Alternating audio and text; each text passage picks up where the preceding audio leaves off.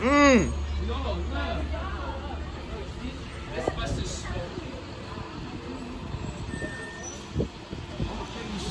Yeah. It's smoking under there. I'm recording it to my friend.